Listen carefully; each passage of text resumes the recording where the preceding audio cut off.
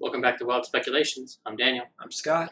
This week we talk about Critical Role Campaign 2, Episode 125, The Neverending Day. Yes. And I know exactly what that feels like. I'm sure you do too. You've traveled to and from other countries. Yeah. I went traveling back from overseas, spent, I think it was 39 hours on planes and in airports all in the same day. Because of the dateline. I've never done that. I think the longest was trying to fly space available and waiting 3 or 4 departures before we got on a KC-135 and flew back and landed in Dover. That was... It was a long and cold day. I couldn't feel my feet when we landed. Yeah, Morocco coming back to Phoenix via Germany and London. Yeah. We begin in Yasha's tower. Yes. This is the Gathering Gear episode. Yeah. And I don't understand why they keep trying to recruit these wizards to come with them on adventures, when every time they've asked in the past, they've said no. And well, statistically, they're going to say yes eventually. No. Wizards and towers never go on adventures. That's why Sauron stayed in Isengard. And That's why Gandalf adventurers exist. Exactly. You hire the adventurers to go get the stuff so you can do your research. Yeah. But Caleb is rightfully concerned that Halas might try to take over his body. Yes. So he preps his friends by saying, be prepared to keep me here by force and wreck me if you have to. And Ford does such by casting Shield of boosting Faith. his AC. Yeah, I was confused by that one. I was like, why would you... One, he's talking to a disembodied spirit. The AC really isn't going to come up with the possessions. Did nothing to help that. Literally the only thing it did was increase Halas's chances of escape should he inhabit Caleb's body. Yeah. Now, I'm not going to say that was Ford's thought pattern, but if you really want to reach beyond the limits that even I will. Yeah, I think it was, I have this cool toy I haven't used. Let's use it. Yeah. Because I think that's probably his only buff spell. I think so. So, yeah. Do we have the conversation with Halas? Yes. And Halas's judgment and framing of what happened to Eeyore was very familiar to me, because I have said similar things myself. Yeah.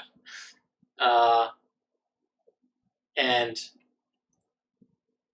like an interesting take on what's happening in the U.S. Yeah. Yeah, I agree. Intentional or not, but I have to think it's intentional. But yeah. I think it was probably one of those that was created and ended up being similar enough, a few tweaks to make it a statement. Fair. We get that Halas believes that there were no survivors. Yep. He thinks the Cognos Award went down with Eeyore, and that was the general belief in his time, that every person in that city is dead. Yep. And there were no survivors to contradict that belief. At least not on the material plane. Right. So they have the Caduceus has the moment where he's like, really? Nobody? There were no survivors? And then later on in their conversation, he says, what if it wasn't the gods? Yep. What if the Cognosa Ward departing destroyed the city? And Thursday night, like, I straight up at the TV, looking at Taliesin, said, cast sending. Ask the Wild Mother. Because technically, you can do that. Like, yeah, he's used commune and stuff like that, but there's nothing that says a cleric can't target their god with sending. True. I mean, Now, the god doesn't have to respond. And there's a chance it won't get to them being on another plane. Right. But if you want straight from the horse's mouth, yeah, was it you, gods, that destroyed Aor? Did you leave any survivors? Yeah. Although it might end up being that the Wild Mother believed that they had killed everybody. Because she seemed unsure about what the nature of the floating city in the astral sea was. Yeah. So. Oh, I mean, that doesn't mean it could be they destroyed themselves and she didn't realize. It's fair. And her purview isn't exactly the souls of the dead either. Correct. So, and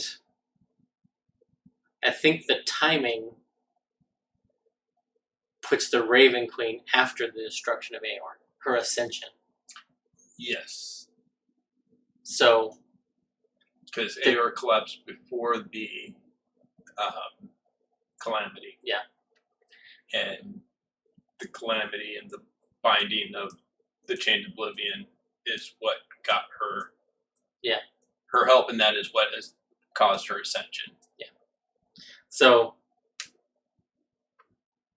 lots of questions about that. But Yusa gives them gifts. 2 superior healing potions.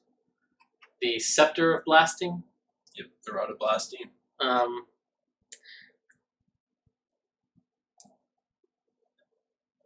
think that was it, right? I think so, yeah. That's all I wrote down. There were some questions about the Luxon, and Matt had to clarify some things, and also had them make a history check. Yes, lots of presents this episode. That is why I said it is the gear gathering episode. But in Matt's reiteration of Beauregard's understanding of the Luxon and its history, with her 31 or 32 history check result, he said a phrase twice.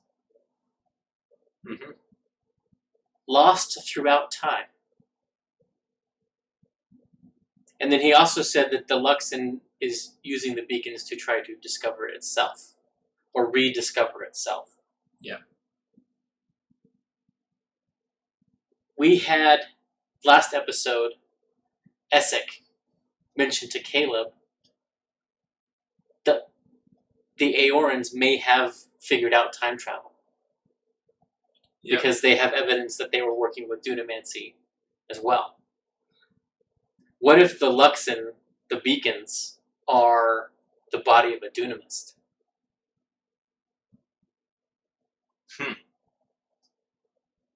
What if it's not just one Dunamist? That's also possible. Parts or, something of... Because the ones that have time traveled never seen again. Or they come back and die immediately. Yeah. Yeah. The ones that are never seen again, they become beacons. Yeah. So that's a theory. Yeah. And it could be a way that Matt has written in a get out of jail free card for time travel and paradoxes on Exandria, because any time travel and paradox that you create might create a beacon. Yeah. That could be the way that the universe, the world, contains that. Which, if that's the case, it's a brilliant piece of design. Yes, it is. It's very clever. So I have to tip my hat to that. We also get a breaking of the rules for narrative purposes with the scrying room. Or what did he call it? Amplification room. The residuum room. Yeah. That's what I'm calling it.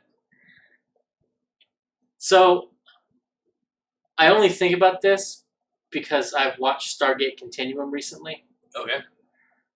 And the 6 points and the point of origin, the 7 symbols. Big deal there.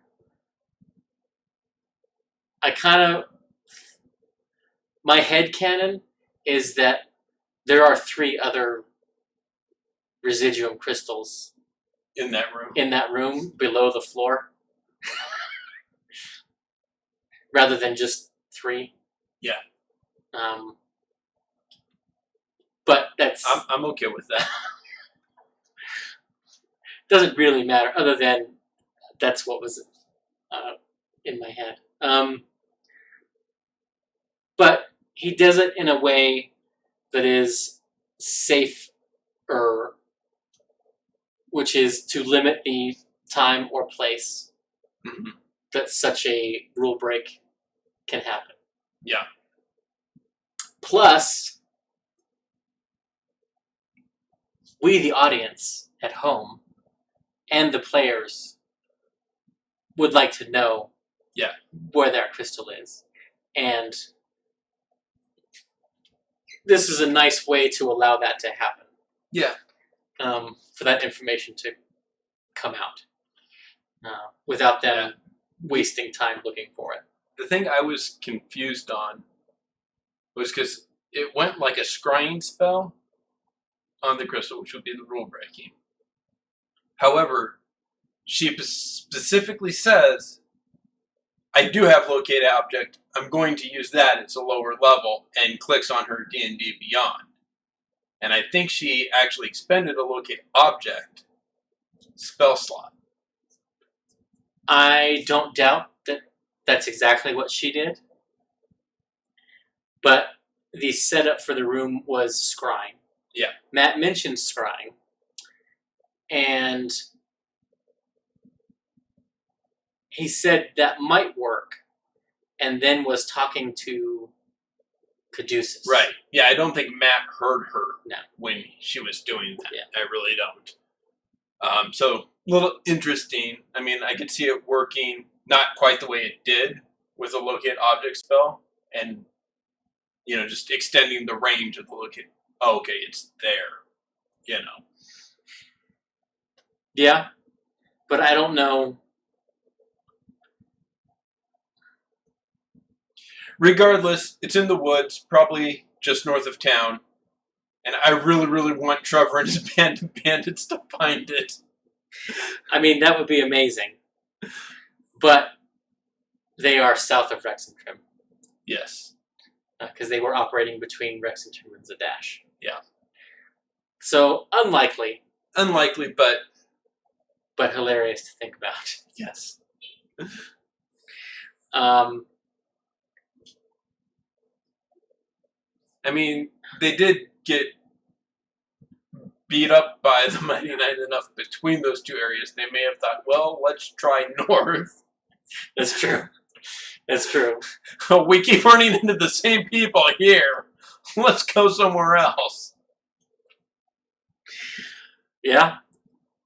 And if they can't find work around Zadash, and they doubt their chances in Hupperduke, Rex and Trim's a good place. Yep. Yeah. So, yeah, maybe. I really just want to keep the hope. Because for them to track it down and then have to have a third confrontation. Yes, that would be amazing. Yeah, that would be great. Or for them to come back to Rex and Trim and for the Cobalt Soul to say, oh, yeah, somebody turned that in. Oh, cool. Yeah, a gentleman named Trevor. Seemed to be familiar with you, Bo. That would be good. Yeah. We also have another instance of Jester versus an arcane caster in how magic is approached. Where she draws basically gibberish and nothing for her ritual. Yeah. You need a circle, right? It's mandala dicks. It's good. The beacon's there. It's got dicks coming out. For some reason, when she started describing that, I envisioned the wall behind where the president of the Senate sits, and it's got the interlocking blue and white designs of just being blue and white cock and balls. Blue balls. Okay. Yeah.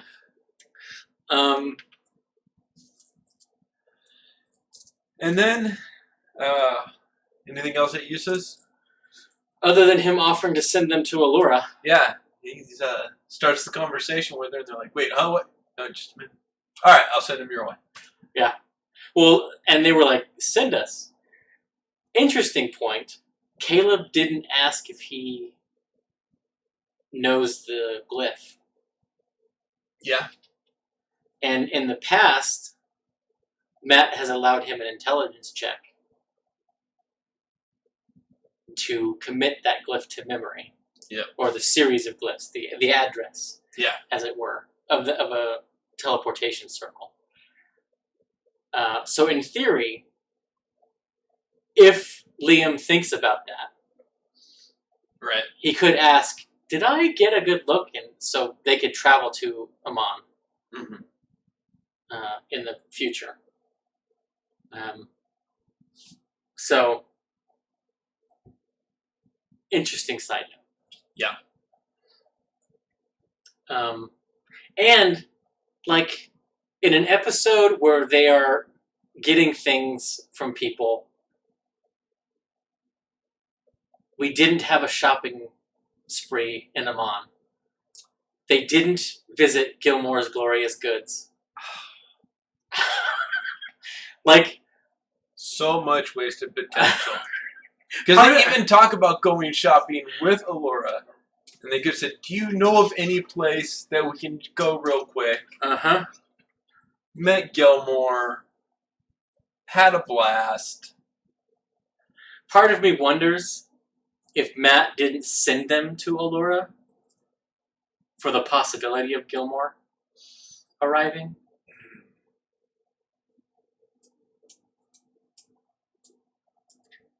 Just because it would be an interesting point where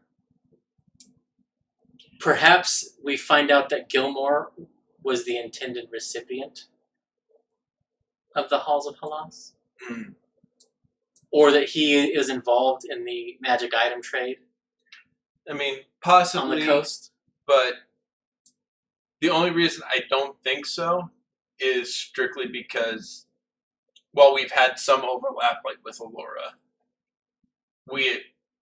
I think that would be going too far. He wanted to keep them somewhat separate. True. I mean, we have had Vilya and a glimpse of Keyleth and Allura and, the captain that took him to the Yeah. the water Ashari. Yeah. But I mean, by and far, Allura's been the largest connection to campaign 1 thus far. Yeah. I just think the potential conflict or rivalry with Puma, Yeah. or if Gilmore is like, oh, you know a magic item, you have a contact. I've been trying to get to do business in the Empire for a long time, and they are just so untrusting of outsiders. Yeah. Perhaps you could make an introduction. Or take me with you. True. Oh, you know the sigil to a teleportation circle in Zadash where his shop is. Could I come? Yeah. So, yeah.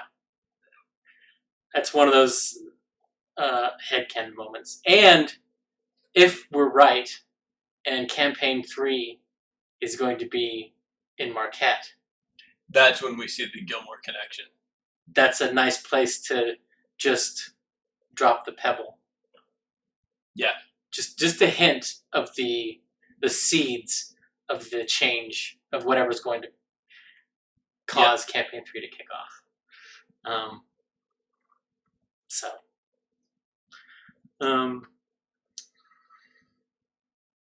But yeah, they arrive at Allura's. Download the information to her. Ask for her opinion. Get introduced to Kima. Yeah. And once again, it is reiterated to them, you are doing the primary source research on this. You are the experts. Yep.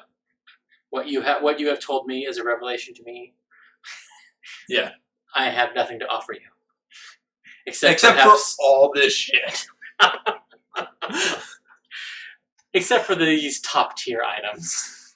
Right. The Staff of Power. Oh my gosh. I've had a character with this item. Game changer. Yeah. Potential campaign ender. Yeah. But yeah, huge item.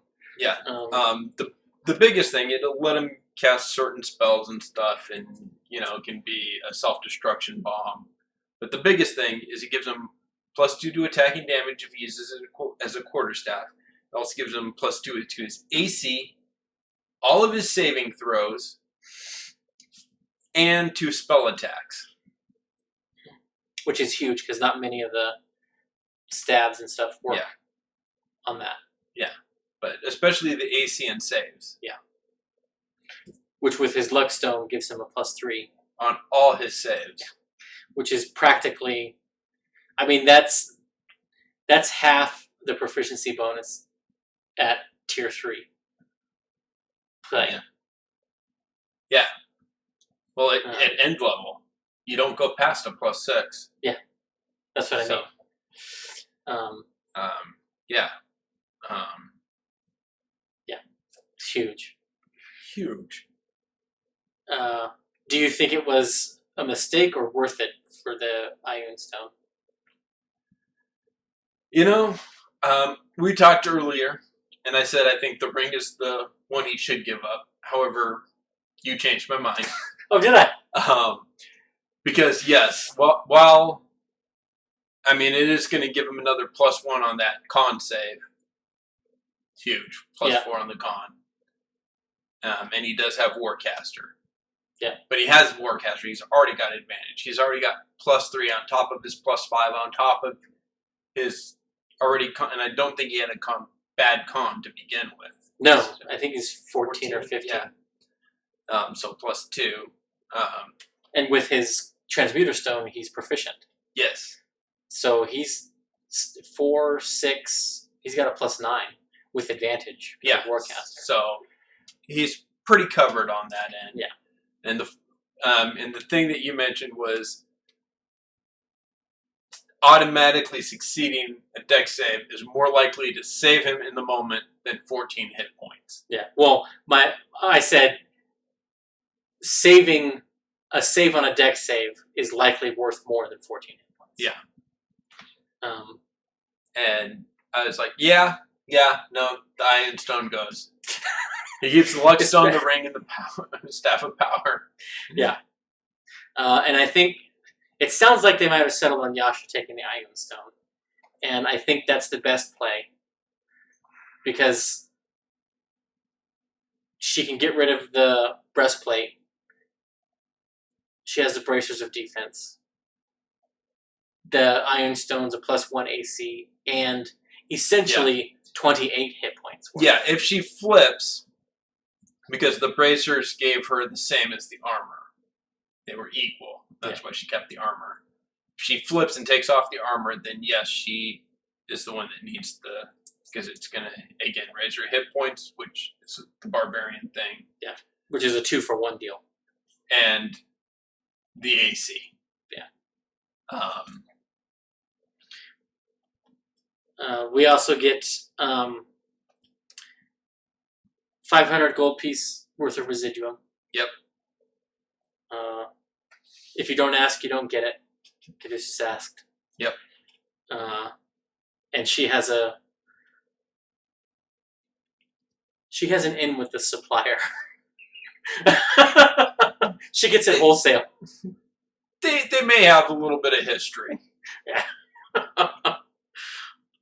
He may or may not have something to do with getting Kima back. No spoilers for campaign 1. She gives them a tuning fork for the Astral Sea. Yep. And 2 arcane field generators. Yes. So that they can... Essentially, so that they can see where the anti-magic cone is, and they can avoid it. Yep. That's really what that's good for. Yeah. Massive area of effect. They got 2 of them. There's a chance they don't recharge, or the time that they use it is the last one. We don't know what that is, and if it's the same for both. Yeah. And if it's a incremental one or not. Yeah. And I only say that because she says, I don't know how much they've been used before. Yeah. So I'm like, is it a percentage and it goes up like 1% each time it's used? Or it's like there's a score of 10. Yeah. And every time you use it, you roll. If it doesn't fail, you add 1. So that eventually it's going to. Yeah. But the way that was worded made me think that might be a possibility. Yeah. Last but not least of the items from Amon is the Holy Avenger. Yes. That Kima got in Campaign 1. That when we were talking off before we started doing this show about how she has disadvantage with it because it's a heavy weapon and she's a halfling. Yep. It seems like this sword can't find a wielder that can gain full advantage of it. Because Matt seemed to indicate Yasha cannot attune to it. At least, not right now. Yeah. The implication of that vision was that there was something she could do to attune to it. So it's it's not going to be multi-classing because I think she's 6 charisma points 7. shot. Oh yeah, she has a 6 or 7 charisma. So yeah, so she needs 6 more charisma. He can hand wave the +1 strength to Ford to allow the paladin multi-class. But you can't hand wave a +6. No. But my thought process is a Zealot Barbarian not a Holy Avenger? Yeah. Well, especially when you're an Asimar. Right? Right? That's why my notes say Asimar plus Zealot equals Paladin. It's just the tribal paladin. Yeah. Plus, like, the DMG came out way before. Yeah, the Zealot Barbarian. Yeah. And, I almost, I'd probably do some kind of in-game thing, kind of atonement, whatever, pledging, narrative-wise. But I don't see why a Zealot, couldn't. Yeah. Well, like, I think what it's going to come down to is Yasha taking on a mission. Yeah. Swearing an oath. It doesn't have to be a paladin oath, necessarily. Just, she has to commit herself to a thing. Yeah, and that's what I'm talking about. Some kind of, narratively, not mechanically swearing an oath, basically. Yeah.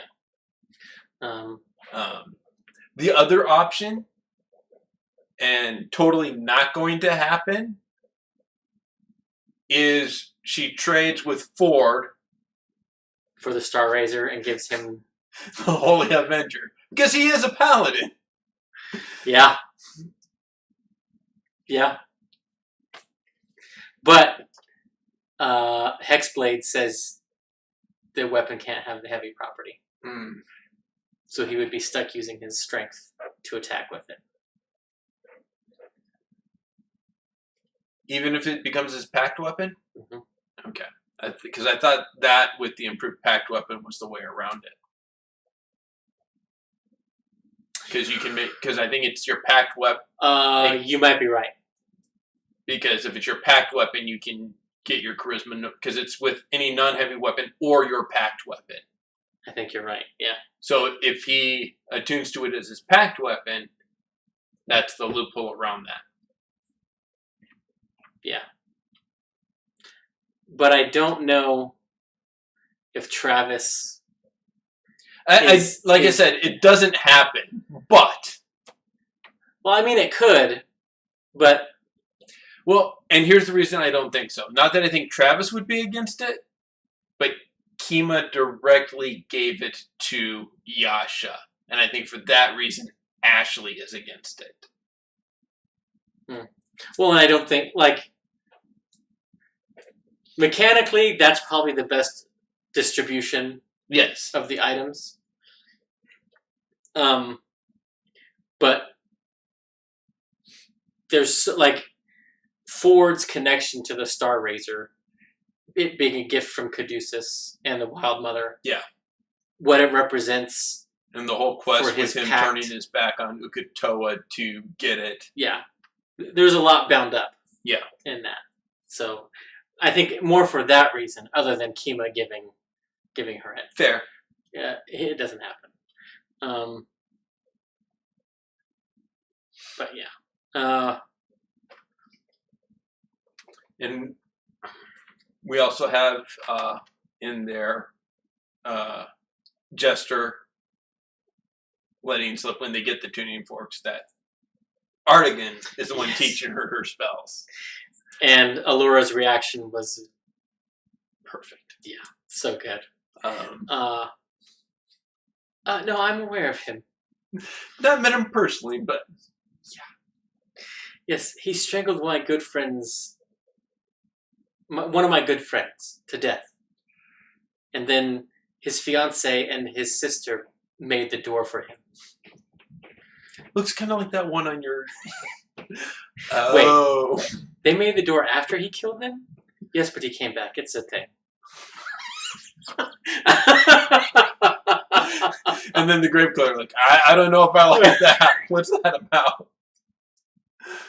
These don't sound like very good people. Yeah. Yeah.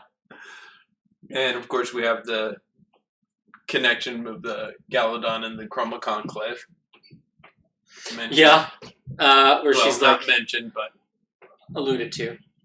Where she says, yes, I was refurbished after a run-in with a white dragon. Oh, we just had a run-in. I can almost guarantee you it's not the same one. But her mate. Yeah. So, yeah.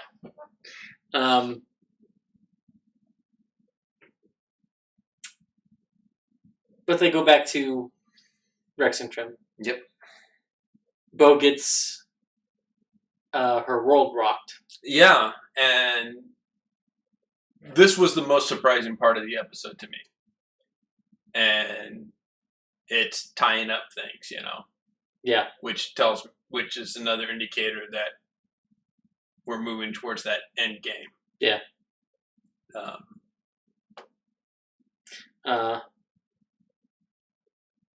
Arguably the heaviest emotional weight of the episode. Easily, in my...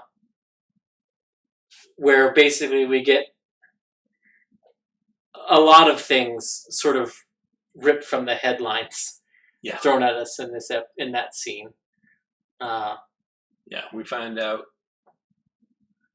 the addressing of the abuse of an underling or a subordinate in a power structure, the proper way to handle that. Mm-hmm. And sort of her whole view of the Cobalt Soul is turned on its head. Yeah.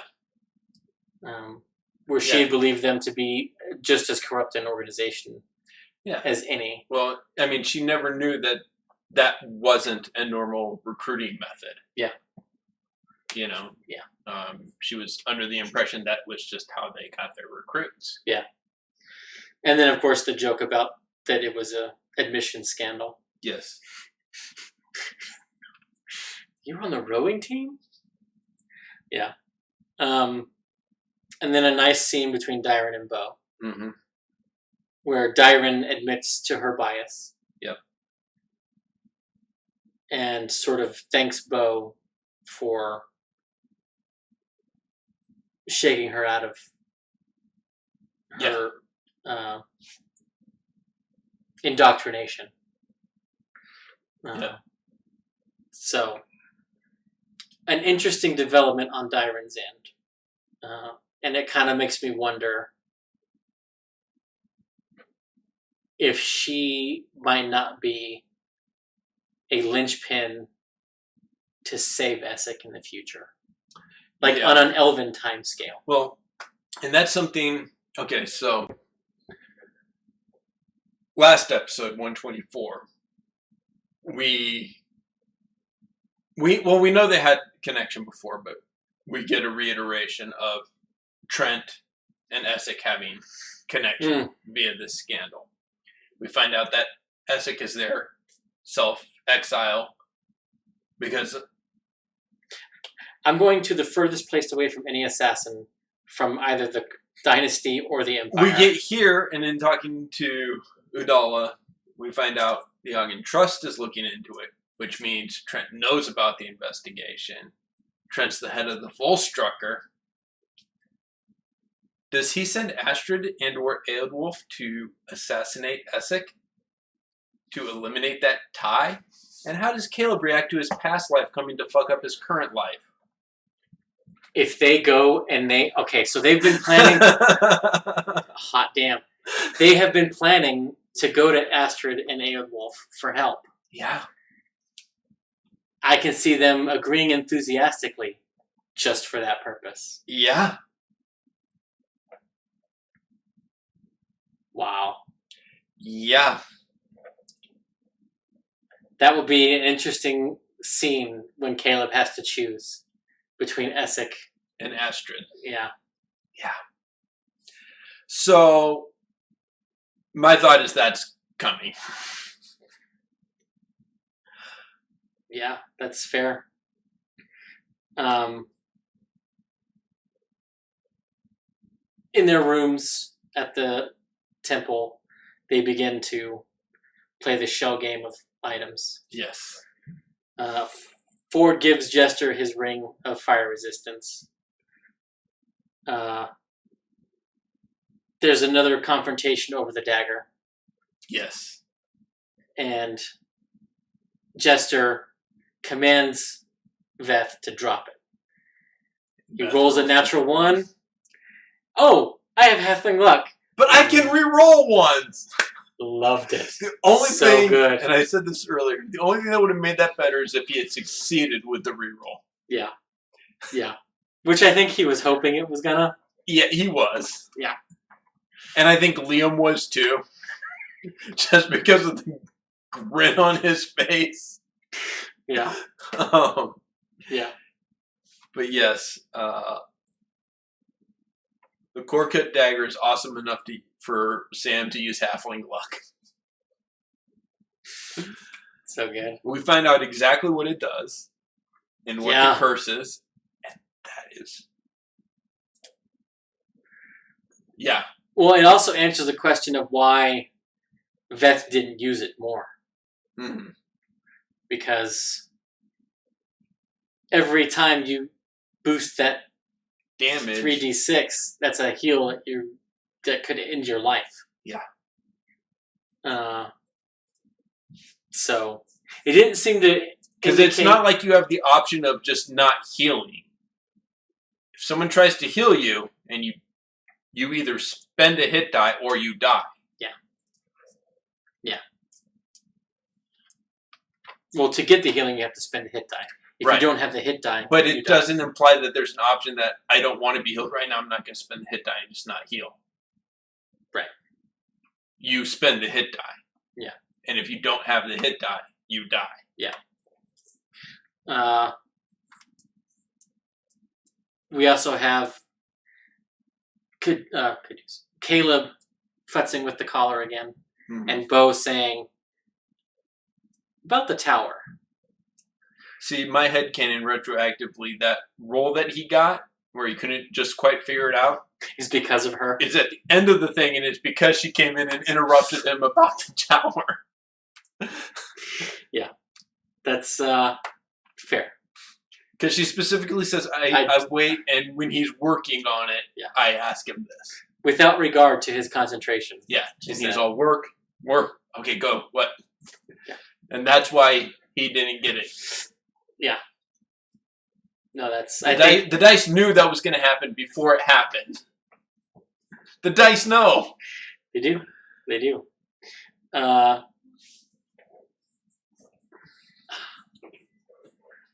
I thought, as we flat out said, that we thought we were going to get the date in 125.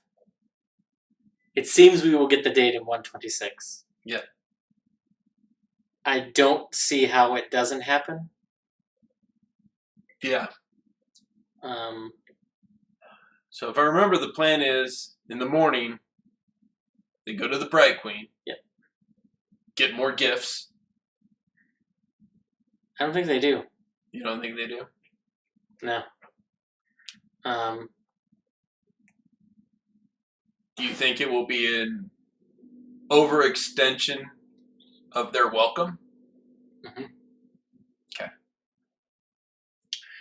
I think there's a lot of stuff that far back for the Bright Queen that are not pleasant memories.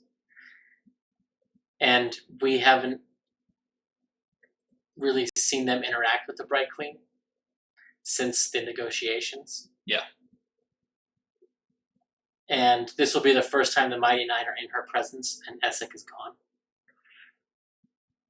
If she suspects Essek, they are going to have to answer questions. True. And they are going to have to lie. I don't think it is the meeting they're hoping for. Here's what I think. I think you're right. But I think the only other person from back then is probably got a differing view and does do something to help them. The Goblin? Yep. Not necessarily gives them anything or anything, but maybe vouches. Or is that voice that is the counterpoint to the Bright Queen's bitterness or prejudice against that? Maybe.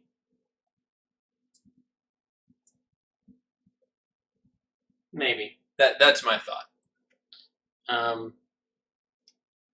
Last bit of the episode. almost a denouement. Yeah. We get 3 dreams. Well, 4, but 3. 4. Uh, They just needed Fords. part of me wonders if Travis ever feels left out now that everyone else is having dreams. And he kind of wishes that he could have some more. We may find out on Talks tonight. Ian more are on Talks. But Caduceus has a dream. Mm-hmm. And my reading of that dream is that it directly connects the Cognosa, Aor, to the corruption of the Saddler Wood. Yeah. And that seemed to be a threat to him,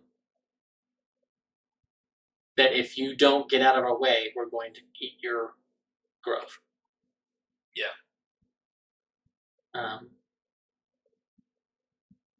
Because that didn't seem like a dream granted by the Wild Mother. No, it definitely was not from the Wild Mother. Then we have Yasha's dream, Mm-hmm. which is where I say that's the possibility is presented that there's a way for Yasha to connect. Yeah. And we finally get... Well, it even says, you're my instrument, I work through you, but your strength is your own. Well, the word avatar was used. Yeah. And I have used that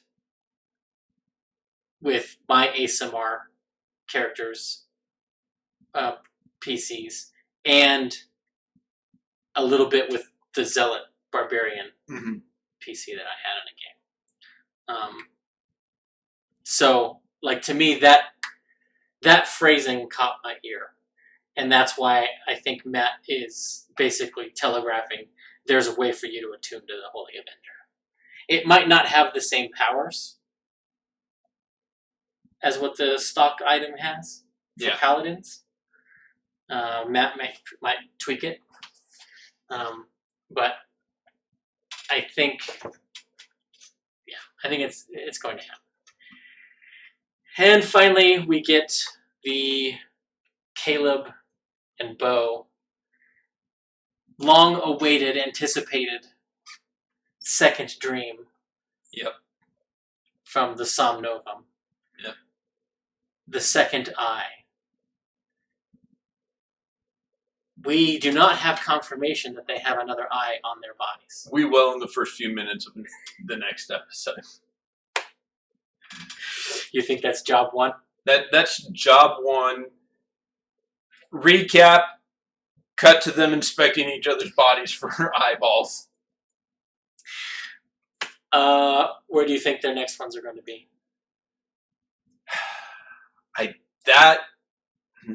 Trying to remember where all of Lucian's are.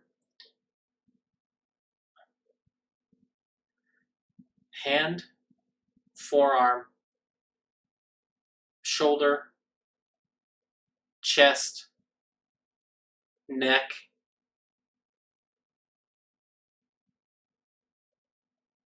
It was the back of one hand, the palm of the other, right? No, I think it was the palm and of the same hand. I'd really like Bo to get hers in the middle of the eye on her tattoo that she got in. Well, that's where Molly's was. Yeah, she got that, the all-seeing eye, in honor of Molly, because it matched his. Yeah. So I would love for that to happen. Okay.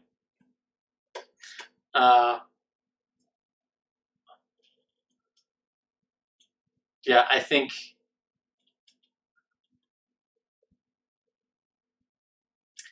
Caleb's is probably going to be on his palm or his forearm. I'm thinking palm or chest.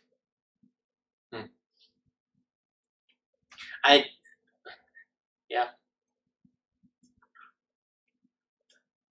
And we don't even know if there's any significance to those locations. No. Or if Matt basically just rolled a D8 to determine where their eyes appeared. Yeah. Because that could also be what happened. So, yeah. Oh! Neither here nor there, but Veth's interaction with Allura in her tower, where Sam telegraphs the spell that he's chosen for his 14th level Arcane Trickster Intellect Fortress. Right. But one of the thing that made me saddest about the Allura scene and all of the tiptoeing around the Vox Machina references is she didn't say anything about Veth's antlers. Yeah. And I think it's a function of Matt doesn't have art of everybody as they are right now.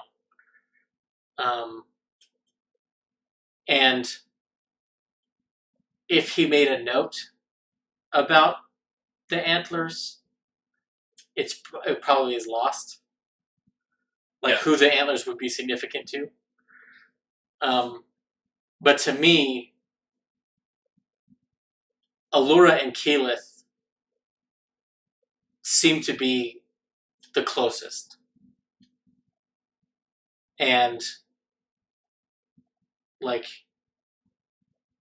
and Allura especially, Keyleth and Allura setting up the Tal'Dorei Council. Yeah.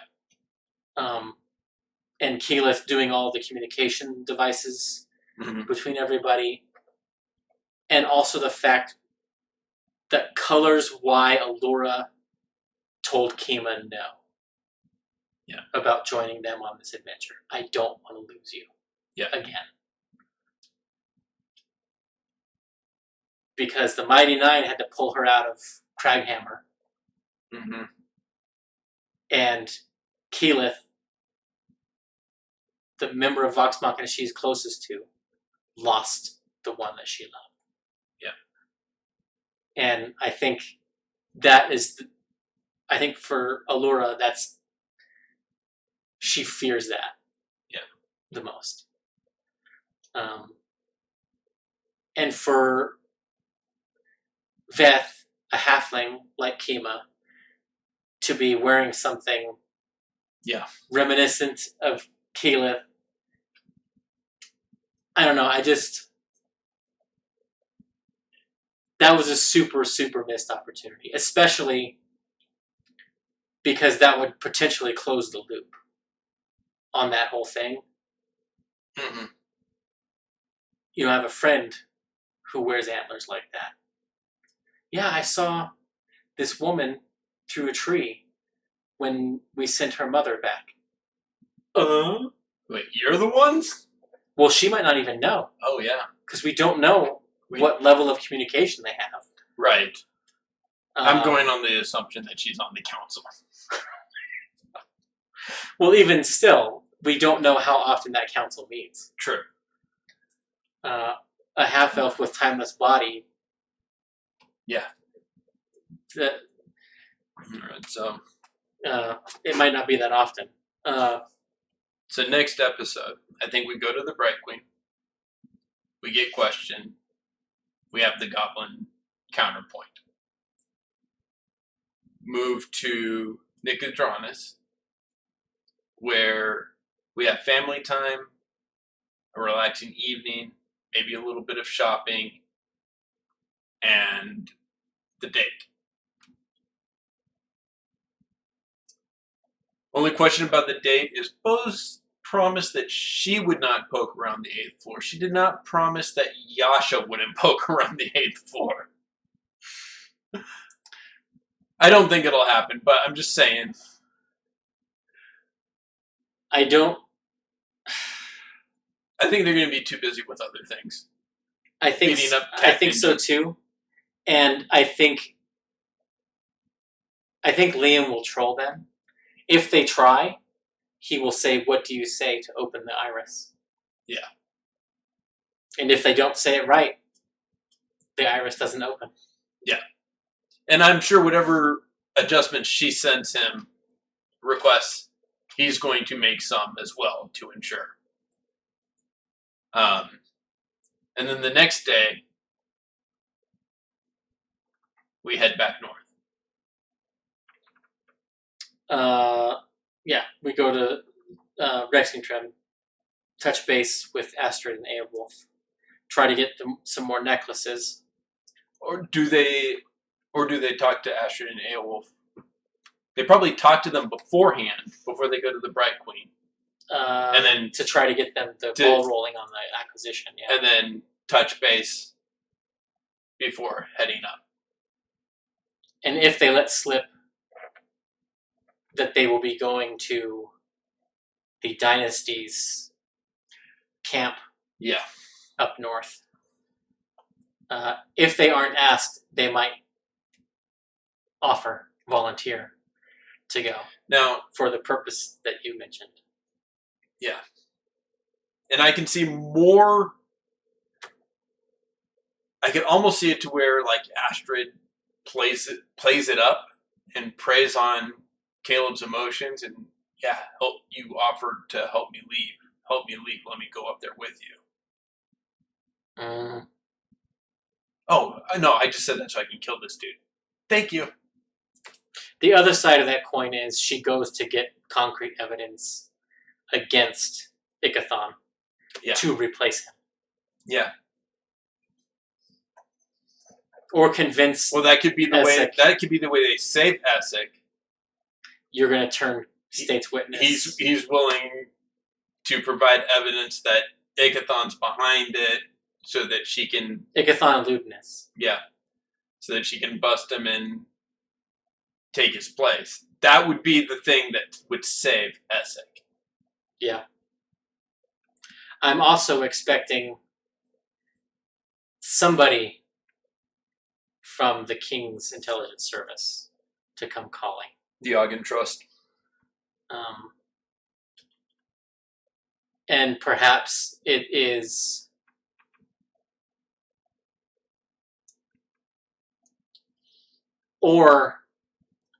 they go to Rexington and Udala hands Caleb a sealed letter with the seal of the king.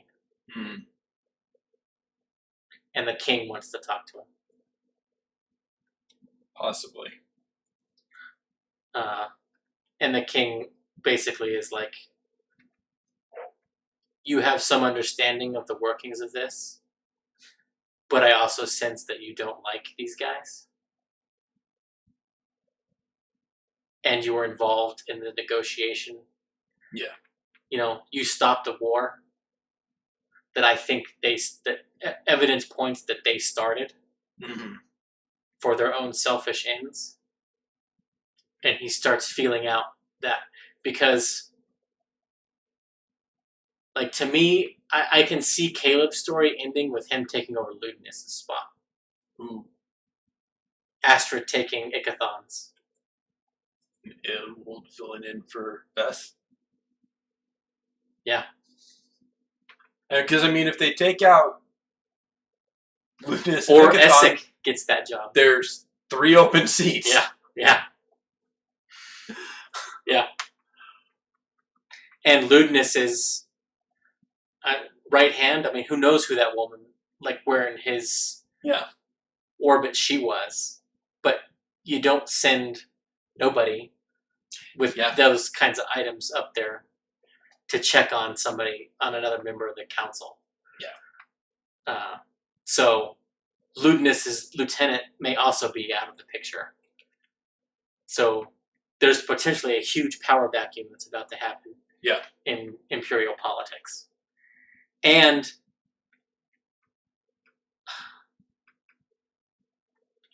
we also seem to be getting Matt telegraphing that for them to end these eyes appearing on them, they have to destroy the city. Yeah. And I think that's going to require them to go to the astral plane.